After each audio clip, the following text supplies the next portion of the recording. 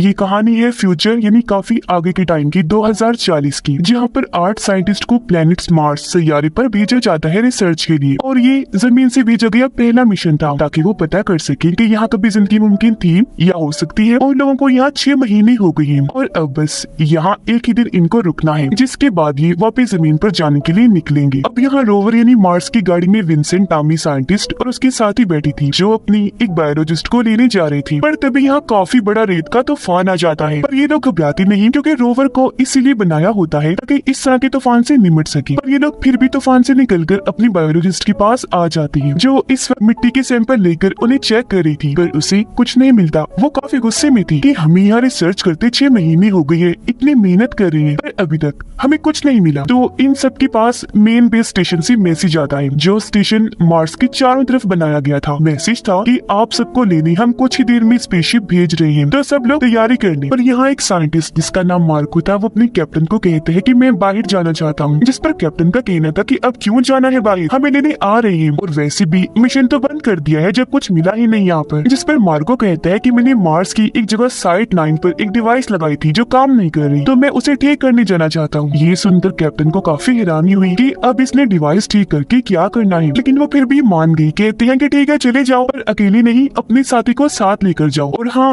रात होने से पहले वापस भी आ जाना। अब ये लोग यहाँ से निकलने ही वाले थे कि तभी यहाँ विंसेंट, उसके साथी और बायोलॉजिस्ट भी आ जाते हैं। ये तीनों उनसे बात करने की कोशिश करते हैं, जहाँ मार्को का कहना था कि अभी देर हो रही है, मैं जल्दी में हूँ, मुझे डिवाइस ठीक करने जानी है कैसे भी करके। जिस बात से बायोलॉजिस्ट को काफी हैरानी हुई कि मार्को सिर्फ एक डिवाइस ठीक करने के लिए इतनी जल्दी में है। उसे शक हुआ, इसलिए वो मार्को का कंप्यूटर चेक करती है, और जो चीज उसने देखी वो काफी हैरानकुन थी, जो वो बाकियों को भी दिखाती है। असल में मार्को को साइट 9 मार्स की उस सतह पर लाइफ फॉर्म मिली थी, यानी कुछ ऐसे जानदार सैंपल जिससे पता चला कि यहाँ जिंदगी मुमकिन हो सकती है। जो देखकर सारे ही काफी हैरान रह गए कि मार्को डिवाइस को ठीक करने वाला बहाना बनाकर गया है। उसने हम लोगों को ये बात क्यों नहीं बताई। फिर थोड़ी और बातचीत करने पर यह अंदाजा लगा लेते हैं कि असल में वो इस खोज को सारा क्रेडिट खुद लेना चाहता है, जब भी तो इतनी जल्दी में गया वहाँ। अब ये जानकर कैप्टन मार्को के रोवर में कॉल करता है, जहाँ पर मार्को का साथी फोन उठाता है क्योंकि वो अंदर था, जबकि मार्को बाहर, क्योंकि वो अभी भी वहाँ साइड पर टेस्टिंग कर रहा था। वो मिट्टी लेता है जिसको टेस्ट करने पर सच में ऐसे सैंपल उसके हाथ लग गए थे जिससे यहाँ जिंदगी मुमकिन हो सकती थी। और अपने ये कामयाबी देखकर मार्को काफी खुश हो जाता है। वो ये बात अपने साथी को बताने ही वाला था कि तभी वो जगह जहाँ मार्को खड़ा था वो जमीन नीचे धंस जाती है और वो एक काफी बड़े होल में जाके गिरता है, जो इन लोगों ने ही ड्रिलिंग खुदाई करके बनाया था। ये देख उसका साथी काफी घबरा गया, जल्दी से उतरकर बाहर आता है। फौरन उसने अपनी बेस पर भी इस बारे में बता दिया था। जहाँ थोड़ी ही देर की बाद कैप्टन अपनी एक साथी के साथ आ जाती है जो डॉक्टर थी, और क्योंकि वो मार्को की काफी अच्छी दोस्त थी, इसीलिए उसके साथी पर गुस्सा करती है कि तुमने उसे गिरने से बचाने के लिए कुछ क्यों नहीं किया। और कैप्टन को कहती है कि मैं जल्द से जल्द नीचे जाना चाहिए ताकि मार्को को बचा सके। जिस पर कैप्टन का कहना था कि ये होल काफी गहरा है और मेरा नहीं ख्याल कि इतनी ऊंचाई से गिरने पर मार्को बचा होगा, और हमारे पास नीचे जाने का कोई इंतजाम भी नहीं। हम पहले अपनी बेस पर जाएंगे, वहाँ से मेन स्टेशन पर राब्ता करके फिर यहाँ वापस आएंगे, जिसके बाद हॉल में भी चले जाएंगे मार्को को बचाने के लिए। इस पर वो डॉक्टर कहती है कि आप दोनों चले जाओ बेस पर, मैं यही रुकूंगी क्योंकि मुझे लगता है जब तक हम वापस आएंगे देर हो जाएगी, और मैं खुद ही किसी तरह कोशिश करती हूँ नीचे जाने की। अब कैप्टन उसकी बात मान गई, इसलिए वो और मार्को का साथी बेस पर वापस आ जाते हैं। इस बारे में पहले यहाँ के लोगों को और फिर स्टेशन पर भी बता देते हैं। तब स्टेशन वाले कहते हैं कि आप अपने टूल्स औजार वगैरह लेकर जाएं वहाँ और मार्को को ढूंढने की कोशिश करें। अगर वो जिंदा मिल गया तो ठीक है, अच्छी बात है, पर अगर उसकी मौत हो गई हुई तो लाश को ही ले आना। जिसके बाद हम मार्को की ये लाइफ फॉर्म वाली खोज को दुनिया के सामने ले आएंगे। अब मार्को का साथी और बायोलॉजिस्ट यही बेस पर रुक गए, जबकि कैप्टन बाकियों को लेकर उसी जगह साइट 9 के लिए निकल जाती है। उधर डॉक्टर हॉल के अंदर देखने की कोशिश करती है, पर देख नहीं पाती क्योंकि वहाँ से धुएं जैसी भाप निकल रही थी, इसलिए वो वापस रोवर में आकर बैठ जाती है। पर तभी उसे बाहर से आवाजें आने लगी, जैसे कोई रोवर के अंदर आने की कोशिश कर रहा है। अब वो बाहर गए चेक करने, पर जो उसने देखा उसे देखकर पहले तो वो काफी घबरा गई और फिर जोरदार चीख मार देती है। अब उसने क्या देखा था ये हमें दिखाया नहीं जाता क्योंकि स्क्रीन इधर ही ब्लैक हो जाती है। अब तभी कैप्टन भी अपने साथियों के साथ यहाँ पहुँच जाता है। कैप्टन और विंसेंट अब होल के अंदर देखने लगे, जबकि बाकी दोनों साइंटिस्ट रोवर के अंदर चली जाती है ताकि डॉक्टर को बुला सके। पर पूरा ही रोवर चेक करने पर इन्हें डॉक्टर कहीं नहीं मिलती, जिससे लोग ये अंदाजा लगा लेते हैं कि किस तरह वो होल के अंदर चली गई होगी मार्को को बचाने के लिए। जिसके बाद अब अब ये विंसेंट को रस्सी से बांधकर होल में भेजना शुरू कर देते हैं। अब जब वो इस होल की तह में आता है तो उसे यहाँ एक अजीब सी चीज मिलती है जो दरअसल एक जिंदा बैक्टीरिया था जो पत्थरों पर तेजी से ग्रो हो रहा था, बढ़ता जा रहा था। ये चीज विंसेंट को अजीब तो लगी पर वो फिलहाल इस पर ध्यान ना देकर मार्को और डॉक्टर को ढूंढने पर लग जाता है, पर वो उसे कहीं भी नहीं मिलती, इसीलिए वो बाहर आ जाता है। अब इनका साथी पायलट बताता है कि मैंने 2 लोगों के पैरों के निशान देखे हैं जो हमारी बेस की तरफ जा रहे हैं। जो सुनकर कैप्टन को काफी हैरानी हुई। वो सोचता है कि मार्को और डॉक्टर के अलावा यहाँ पर और कोई नहीं था, तो ये तो पक्का है कि पैरों के निशान उन्हीं के हैं। पर अगर मार्को बच भी गया था और डॉक्टर ने उसे बाहर निकाल भी लिया तो वो रोवर में क्यों नहीं गई, ऐसे पैदल ही क्यों निकल गई। खैर बेस में अलर्ट टाइप कि कोई उनकी बेस की तरफ आ रहा है। तब बायोलॉजिस्ट और मार्को का साथी चेक करती है। उन्हें लगा कि हमारा ही कोई साथी होगा, इसलिए मार्को का साथी दरवाजा खोलने चला गया। उसने जब सुराग से देखा तो वहाँ मार्को था। जब दरवाजा खोलकर वो उसे अंदर कर लेता है, पर मार्को की हालत ठीक नहीं लग रही थी, इसीलिए उसका साथी जल्दी से उसका हेलमेट उतारता है। पर वो ये देखकर काफी डर गया कि मार्को का चेहरा बहुत काला पड़ चुका है, उसकी जिल्द भी अजीब हो गई है और अब वो इंसान तो बिल्कुल भी नहीं लग रहा। जिसके बाद वो अपना कंट्रोल खो देता है, ड्रिल मशीन लेकर अपने साथी पर हमला कर देता है। उसे मार मार कर मार्को ने काफी जख्मी कर दिया था, लेकिन फिर भी एन मौके पर वो सिक्योरिटी अलार्म बजा देता है। जो सुनकर बायोलॉजिस्ट बाहर आई चेक करने की क्या हुआ है, लेकिन तभी यहाँ मार्को के साथी डॉक्टर भी आ गई। उसका भी वही हाल था और यहाँ वो भी अपना कंट्रोल खोकर बायोलॉजिस्ट पर हमला कर देती है और पागलों की तरह उसके पीछे पड़ गई। पर बायोलॉजिस्ट उसे धक्के मारकर टांगों से मारकर खुद से दूर कर देती है और किसी तरह दोनों को एक कमरे में बंद कर दिया था उसने। यानी कि ये तो साफ हो गया कि पैरों के निशान इन दोनों के थे, पर किसी को ये अंदाजा नहीं था कि वो इस तरह के अजीब बन गए थे। अब तभी बाहर कैप्टन भी अपने साथियों के साथ आ जाते हैं। उन्हें जब बेस से अजीब आवाजें आई तो वो काफी घबरा गई,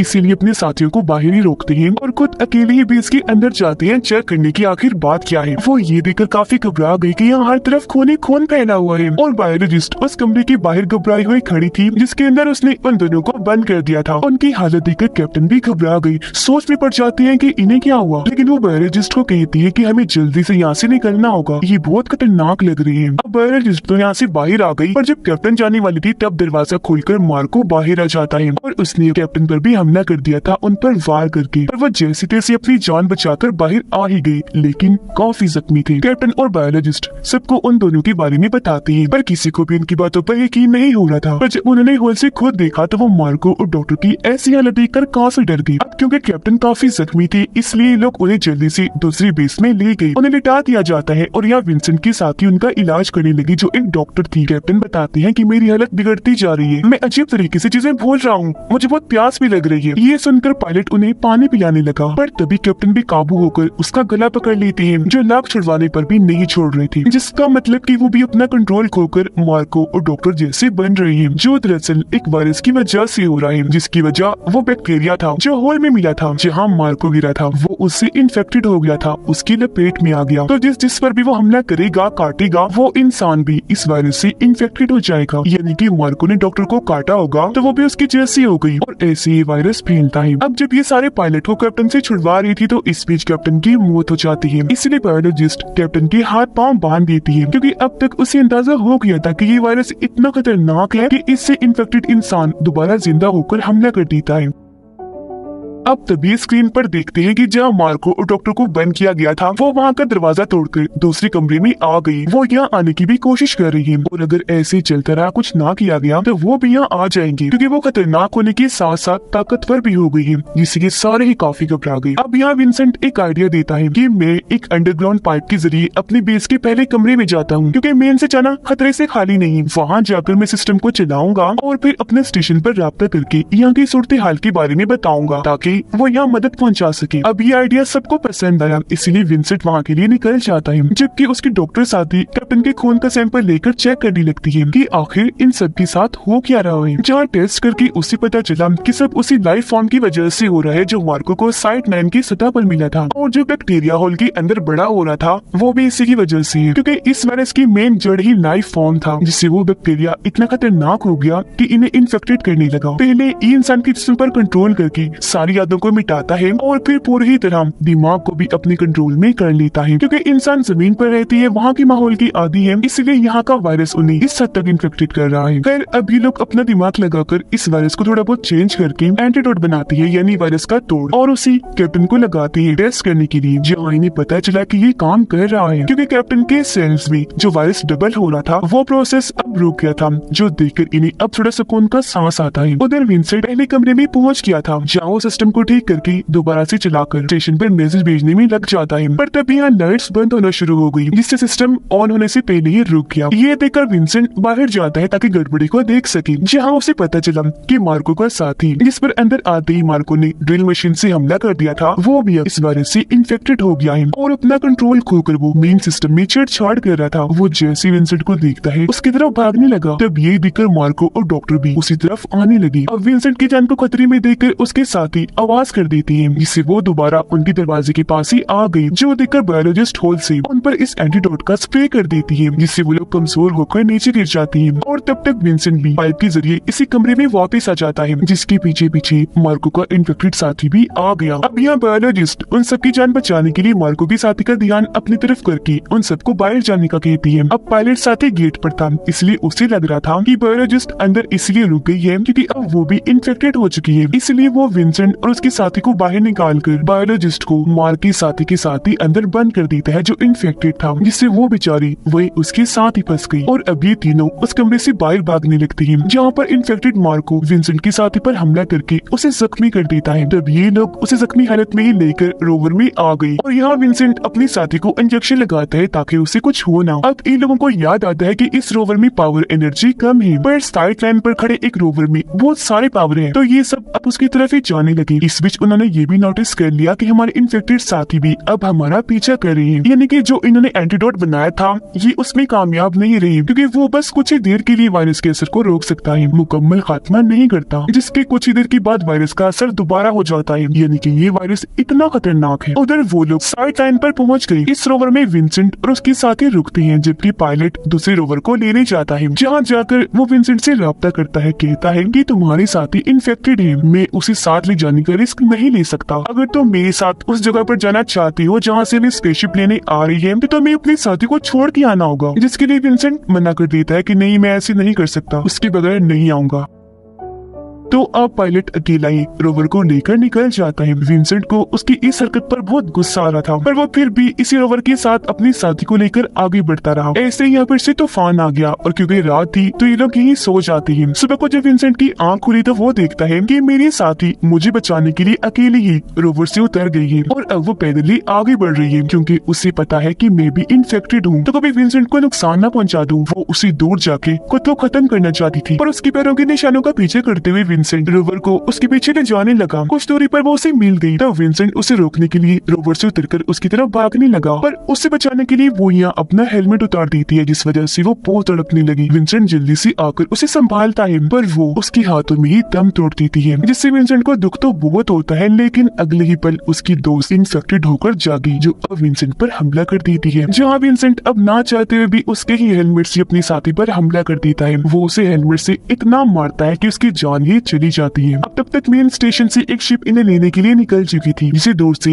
विंसेंट देख चुका था। वो ये भी देख लेता है कि मेरे इन्फेक्टेड साथी भी यहाँ मौजूद है। साथ ही पायलट भी दूसरे रोवर को लेकर यहाँ आ गया है। अब यहाँ विंसेंट शिप के अंदर राब्ता करने की कोशिश करता है, पर उसकी आवाज शिप के लोग सुन नहीं पाते, क्योंकि फासला ज्यादा होने की वजह से ट्रांसमीटर में उसकी आवाज आ ही नहीं रही थी। पर यहाँ विंसेंट ट्रांसमीटर से शिप के अंदर की आवाजें सुन पा रहा था। वहाँ पर दो लोग थे। शिप को आता हुआ देखकर वो तीनों इन्फेक्टेड साथी उस तरफ बढ़ने लगे। शिप के लोग भी दरवाजा खोल देते हैं, ये समझकर कि ये लोग बचे हुए हैं, जिंदा हैं, और वो इन्फेक्टेड लोग उन पर हमला कर देते हैं, जिससे विंसेंट अब शिप वाले लोगों की बस चीखों की आवाजें ही सुन पाता है। ये जब पास गया तो देखता है कि शिप के दोनों लोग मारे गए हैं और वहाँ उनकी लाशें पड़ी हैं। अब विंसेंट को यहाँ मार्को भी दिखाई दिया, और क्योंकि सबसे पहले वो इस वायरस की लपेट में आया था, तो उसकी हालत तो बहुत ही खराब थी, क्योंकि अब उसके जिस्म पर बस हड्डियां ही नजर आ रही थी। खैर अब विंसेंट और शिप में चढ़ जाता है। पायलट कैबिन में जब वो आया तो देखता है कि यहाँ पायलट पहले से ही मौजूद है, पर वो अब इन्फेक्टेड हो चुका है। विंसेंट उसे देखकर कहते हैं कि तुम नहीं जा रही मेरे साथ, क्योंकि हम इस वायरस को अपनी दुनिया में जमीन पर नहीं ले जा सकते। जैसे मेरे साथी नहीं जा सकती थी, तुम भी अब नहीं जा रही। जिस पर पायलट कहते हैं कि नहीं, मैं जाऊंगा, क्योंकि जमीन पर जाकर हम इसका इलाज ढूंढ लेंगे। लेकिन फिर भी विंसेंट उसे रोकने लगा और ऐसे दोनों की हाथापाई होने लगती है, जिस लड़ाई में पायलट विंसेंट पर चाकू से हमला कर देता है और वो वहाँ पर बेहोश हो गया। अब पायलट फिर स्पेसशिप को स्टार्ट करके जमीन की तरफ ले जाने लगा।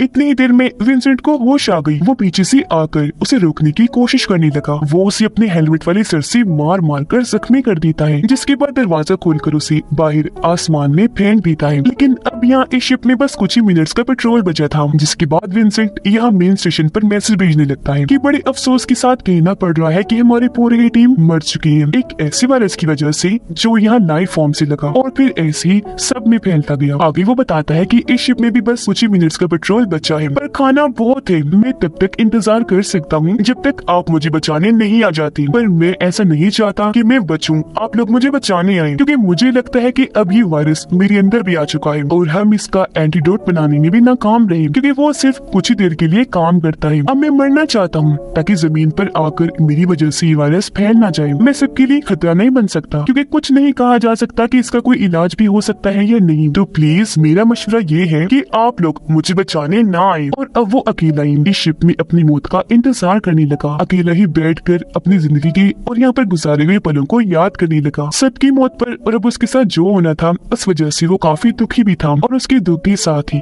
ये फिल्म इधर ही खत्म हो जाती है।